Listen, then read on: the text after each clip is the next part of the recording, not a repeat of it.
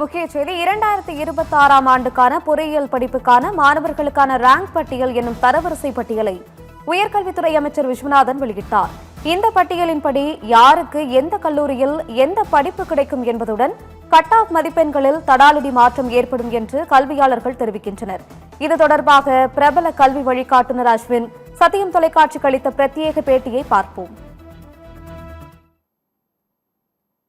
TNEA 2026 rank list publish பண்ணியிருக்காங்க. சென்ற வருடத்தை கம்பேர் பண்றப்போ இந்த வருஷம் 0.5 கட் ஆஃப்ல இருந்து 10 கட் ஆஃப்கள் வரை குறைவதற்கு வாய்ப்பு இருக்கு. சென்ற வருடம் 200க்கு 200 மதிப்பெண்கள் பெற்ற மாணவர்களுடைய எண்ணிக்கை 141ஆக இருந்தது. ஆனால் இந்த வருடம் வெறும் 52 மாணவர்கள் மட்டுமே 200க்கு 200 கட் ஆஃப் எடுத்திருக்கிறாங்க.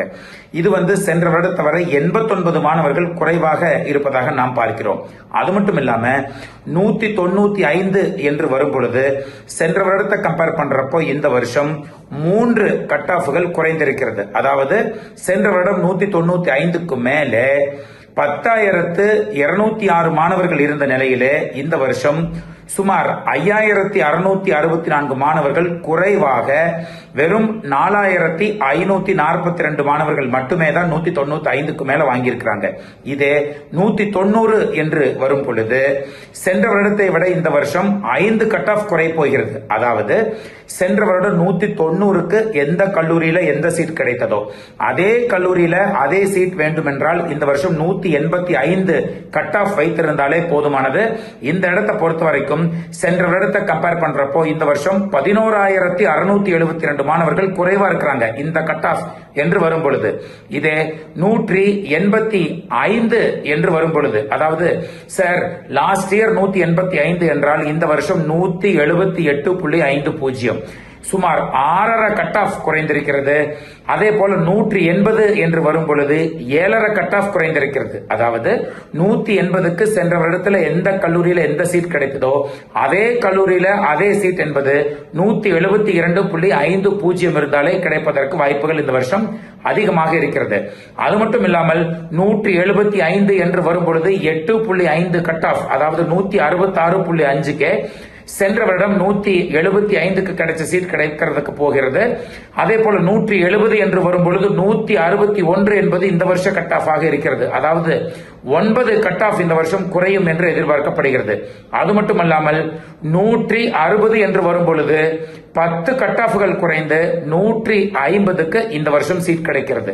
அப்போ சென்ற வருடத்தை கம்பேர் பண்றப்ப இந்த வருஷம் பாத்தீங்கன்னா 160க்கு என்று வரும் பொழுது சுமார் 28,546 மாணவர்கள் குறைவாக இருக்கிறார்கள் என்பது மாணவர்கள் தெரிந்து கொள்ள வேண்டிய ஒரு செய்தி.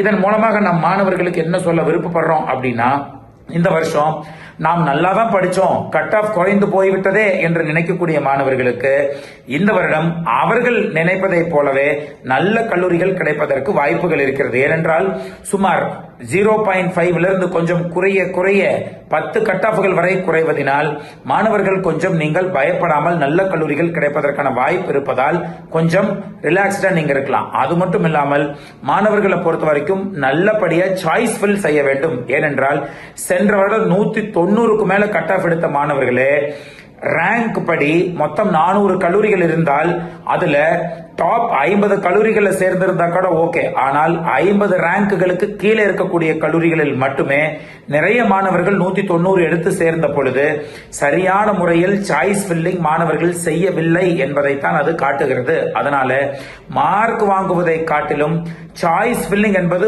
மிக மிக முக்கியம் என்பதனால் சரியான முறையில் சாய்ஸ் ஃபில் செய்யும் பொழுது உங்கள் மார்க்கு ஏற்ற நல்ல கல்லூரிகள் கிடைத்து நல்ல வாழ்க்கை, அதனால் நல்ல முறையில் நீங்கள் சாய்ஸ் ஃபில் செய்தால் நல்ல கல்லூரிகள் உங்களுக்கு கிடைப்பதற்கு வாய்ப்புகள் இருக்கிறது.